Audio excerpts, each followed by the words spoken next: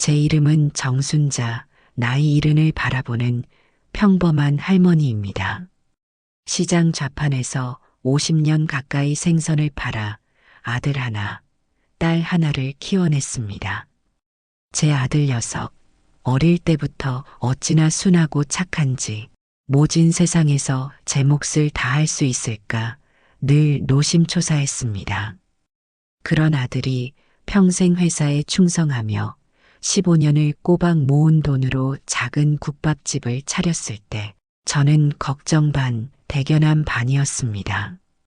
며느리 또한 얼마나 싹싹하고 성실한지 새벽 4시면 일어나 육수를 끓이고 밤 11시가 넘어가게 문을 닫는 고된 생활에도 늘 웃음을 잃지 않았습니다. 그렇게 땀으로 일군 가게가 동네에서 진국이라 입소문이 나고 점심시간이면 줄을 서는 풍경이 익숙해질 무렵 저희 가족의 소박한 행복에 검은 그림자가 드리워졌습니다. 바로 건물주가 바뀌면서부터였죠. 새 건물주는 강만수라는 50대 초반의 기름진 얼굴을 한 사내였습니다. 첫인사부터 속이 불편했습니다. 최고급 양복을 입고 번쩍이는 금 시계를 찬 채 가게를 쓱 둘러보더니 혀를 차며 말하더군요. 이런 작은 가게로 돈은 벌립니까? 요즘 세상에 국밥이나 팔아서 월세나 제대로 내겠어요? 아들 내외는 그저 멋쩍게 웃으며 열심히 하겠다고 했지만 저는 그 사내의 오만한 눈빛에서 탐욕을 똑똑히 읽었습니다. 아니나 다를까 계약 기간이 6달이나 남았음에도 불구하고 한 달도 채 되지 않아 월세를 기존의 2배로 올려달라는 일방적인 통보가 왔습니다. 사장님, 이건 너무하지 않습니까? 갑자기 월세를 2배나 올리시면 저희는 마진도 남지 않습니다. 아들이 떨리는 목소리로 항의했지만 강만수는 코웃음만 쳤습니다. 싫으면 나가든가. 이 좋은 자리에 들어오겠다는 사람 줄을 섰어. 젊은 사람들이 배가 불렀구먼. 법대로 하고 싶으면 해보시지. 그럴 돈은 있고 웬만하면 좋은 말 할 때 알아서들 정리하지. 그날 이후 강만수의 악랄하고 치졸한 괴롭힘이 본격적으로 시작되었습니다. 처음에는 사소한 트집이었습니다. 가게 앞에 손님들 편하시라고 놓아둔 작은 의자 하나가 통행에 방해된다며 구청에 하루가 멀다 하고 민원을 넣었습니다. 가게에서 나는 구수한 육수 냄새 때문에 머리가 아프다며 영업시간에 찾아와 고래고래 소리를 지르는 일도 부지기수였습니다. 하지만 그것은 거대한 악행의 서막에 불과했습니다. 어느 날부터인가 인터넷 동네 사람들이 모인 온라인 카페에 저희 가게에 대한 악의적인 글들이 하나둘 올라오기 시작했습니다. 진국 국밥집 위생 최악이에요. 어제 갔다가 음식에서 머리카락 나왔는데 주인장이 사과도 안 하더군요. 거기서 밥 먹고 우리 애가 밤새 배탈 나서 응급실 다녀왔어요. 다들 조심하세요. 주방에서 바퀴벌레가 나왔다는 소문이 파다하던데 사실인가요? 전부 새빨간 거짓말이었습니다. 저희 가게는 구청 위생 점검에서 매번 최고 등급을 받았고 아들 내외는 청결을 목숨처럼 여겼습니다. 하지만 한번 퍼진 헛소문은 걷잡을 수 없이 번져나갔습니다. 칭찬 일색이던 댓글창은 순식간에 비난과 욕설로 도배되었습니다. 단골 손님들의 발길이 뚝 끊겼고 텅 빈 가게에는 무거운 침묵만이 흘렀습니다. 며느리는 텅 빈 홀을 닦으며 매일 밤소리 죽여 울었고 아들은 속이 타는지 마른 오징어처럼 바싹 말라갔습니다. 저는 피가 거꾸로 솟는 것 같았습니다. 평생 남에게 싫은 소리 한 번 못하고 살아온 착한 내 새끼들이 저렇게 무너지는 것을 더는 지켜볼 수만은 없었습니다. 얘들아, 이건 분명 그 악마 같은 건물주 짓이다. 이렇게 가만히 당하고만 있을 수는 없어. 어머니, 저희가 어떻게 그 사람을 이겨요? 돈도 있고 힘도 있는 사람인데 저희는 아무 힘도 없어요. 아들은 이미 싸울 의지마저 잃어버린 듯 했습니다. 하지만 저는 포기할 수 없었습니다. 내 자식의 눈에서 피눈물이 나게 한 그놈을 절대로 용서할 수 없었습니다. 그날부터 저는 제 나이 68대 시장통 생선 장수에서 비밀 탐정이 되기로 결심했습니다. 제 무기는 수십 년간 시장 바닥에서 구르며 쌓아온 뻔뻔함과 동네 구석구석을 꿰뚫고 있는 넓은 인맥, 그리고 자식을 지키려는 어미의 독한 마음뿐이었습니다. 첫 번째 목표는 인터넷에 악성 게시글을 올린 놈을 찾아내는 것이었습니다. 저는 제 오랜 동지들인 동네 아주머니 부대를 총동원했습니다. 경로당, 미용실, 찜질방, 대중목욕탕까지 여자들이 모이는 곳이라면 어디든 찾아가 판을 벌였습니다. 혹시 인터넷에 우리 아들 국밥집 험담하는 글 올린 놈이 누군지 아는 사람 있어요? 뭐라도 들은 거 있으면 이 늙은이 좀 도와줘요.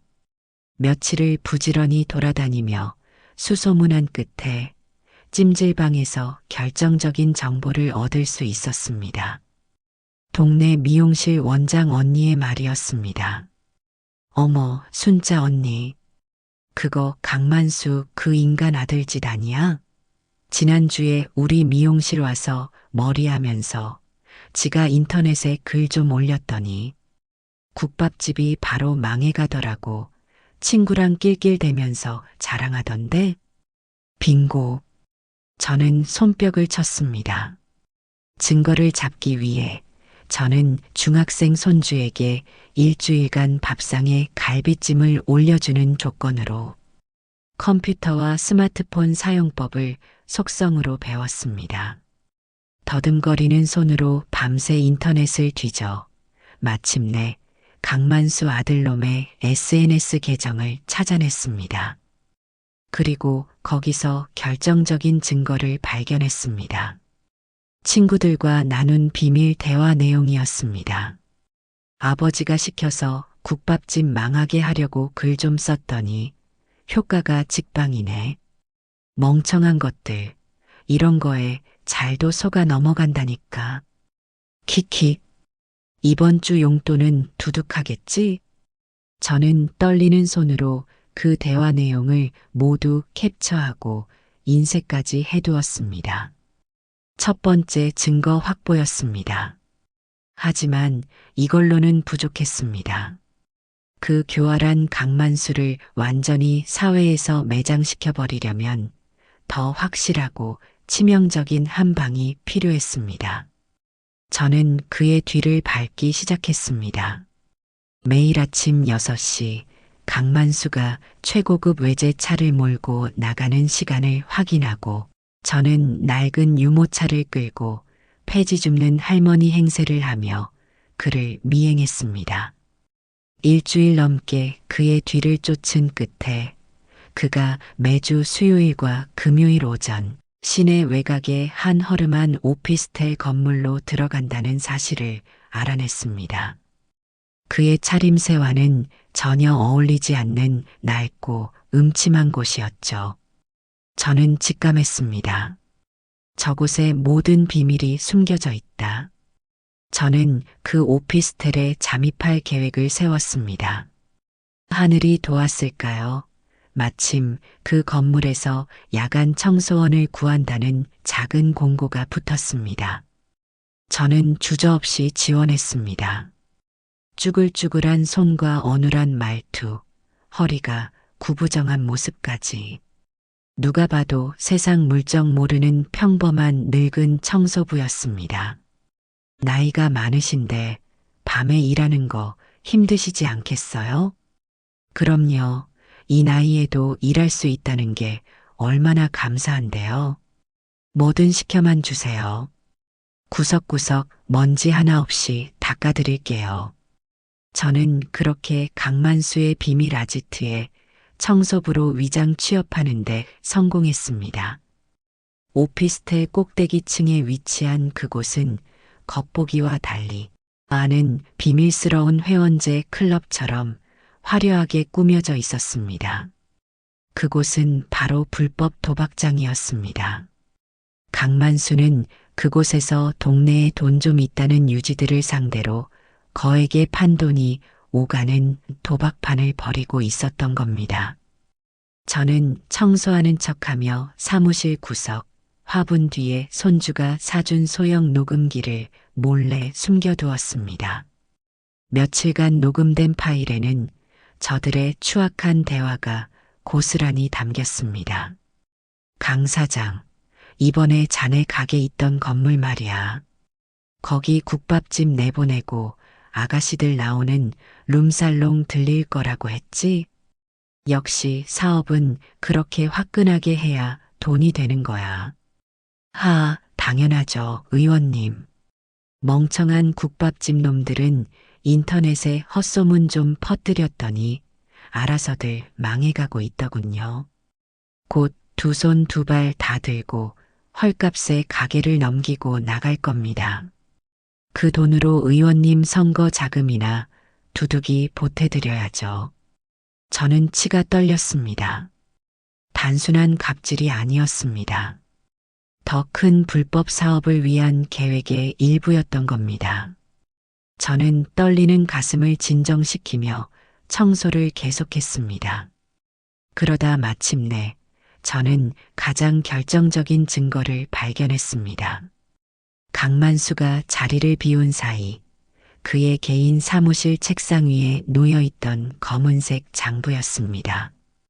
그 장부에는 지난 수년간의 도박판 판돈과 참여자들의 이름, 그리고 그들에게 불법으로 연 20%가 넘는 고리를 받고 돈을 빌려준 내역까지 꼼꼼하게 적혀 있었습니다.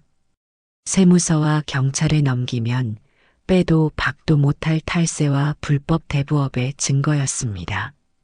저는 화장실 가는 척 재빨리 장부의 모든 페이지를 제 낡은 스마트폰으로 찍었습니다. 심장이 터질 듯이 뛰었지만 손은 조금도 떨리지 않았습니다. 모든 증거를 손에 넣은 저는 다음 날 조용히 청소부 일을 그만두었습니다. 이제 지옥의 복수를 위한 모든 준비는 끝났습니다. 저는 강만수에게 전화를 걸었습니다. 일부러 가장 공손하고 힘없는 목소리를 연기했습니다.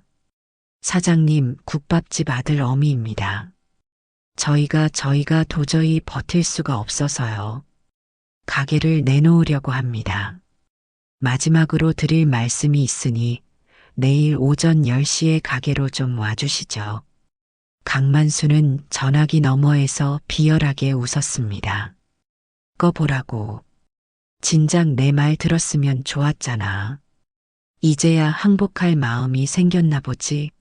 좋아, 가서 당신들 비참한 꼴을 내 눈으로 직접 확인해줘야지.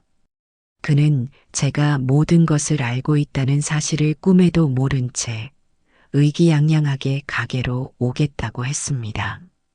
다음 날 오전 10시 정각, 강만수가 거들먹거리며 가게 안으로 들어왔습니다. 가게 안에는 겁에 질린 표정의 아들 내외와 저, 그리고 제가 미리 연락해둔 몇몇 사람들이 손님인 척 앉아 있었습니다. 그들은 바로 강만수에게 쫓겨났던 다른 가게 사장님들이었습니다. 그래, 할 말이 뭔가? 권리금이라도 좀 챙겨달라는 궁상이라도 떨러온 건가? 어림도 없지. 저는 말없이 테이블 위에 제가 목숨 걸고 모은 증거들을 하나씩 늘어놓기 시작했습니다. 인터넷 악성 게시글과 그 글을 쓴 아들놈의 SNS 대화, 캡처 화면, 불법 도박장에서 나눈 추악한 대화가 담긴 녹취록, 그리고 그의 비밀 장부 사진까지. 강만수의 기름진 얼굴이 하얗게, 그리고 파랗게 질리기 시작했습니다. 이게 다 뭐야? 당신, 이 할망구가 이걸 어떻게 알았는지 궁금한가? 당신 같은 악마를 잡기 위해서라면 68 쭈글쭈글한 늙은이도 탐정이 되고 청소부가 될 수 있거든.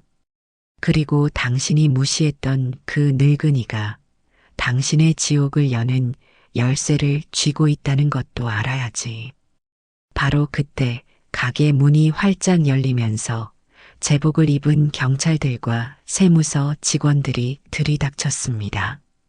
저는 이미 모든 증거를 경찰과 국세청에 익명으로 제보한 상태였습니다. 강만수 씨, 불법 도박장 개설, 조세 포탈 및 불법 대부업 혐의로 긴급 체포합니다. 당신은 변호사를 선임할 수 있으며 묵비권을 행사할 수 있습니다. 강만수는 그 자리에서 수갑이 채워졌습니다. 그는 믿을 수 없다는 표정으로 저를 노려보았지만 이미 모든 것은 끝난 뒤였습니다. 그가 질질 끌려나가는 모습을 보며 저는 속으로 차갑게 외쳤습니다. 내 자식을 건드린 대가가 어떤 것인지 이제부터 뼈저리게 느끼게 될 거라고. 그 사건 이후 저희 가족에게는 따뜻한 봄날이 찾아왔습니다. 강만수의 악행이 신문과 지역 방송, 뉴스에 대서특필되면서 저희 국밥집의 억울한 사정도 세상에 널리 알려졌습니다. 저희를 오해했던 손님들은 미안하다며 다시 가게를 찾아주셨고 소문을 들은 새로운 손님들까지 몰려와 가게는 이전보다 훨씬 더 큰 문전성시를 이루었습니다. 아들 녀석은 제 앞에서 어린애처럼 눈물을 펑펑 쏟았습니다. 어머니, 죄송해요. 그리고 정말 존경합니다. 어머니가 아니었다면 저희는 평생 길거리에 나앉아 저 인간을 원망하며 살았을 거예요. 저는 어머니가 이렇게 지혜롭고 강한 분인 줄도 모르고 저는 그런 아들의 등을 말없이 두드려 주었습니다. 어미는 원래 자식을 위해서라면 초인이 되는 법이니까요. 제 나이 68, 저는 여전히 시장 골목의 작은 국밥집 할머니입니다. 하지만 저는 압니다. 내 자식을 위협하는 거대한 불의 앞에서는 그 누구보다 독하고 무서운 해결사가 될 수 있다는 것을요. 세상의 모든 힘없는 어머니들이 저와 같은 마음일 겁니다. 그러니 함부로 우리 자식들을 건드리지 마십시오. 당신이 마주하게 될 것은 평범한 늙은이가 아니라 모든 것을 걸고 덤벼드는 가장 무서운 존재일 테니까요.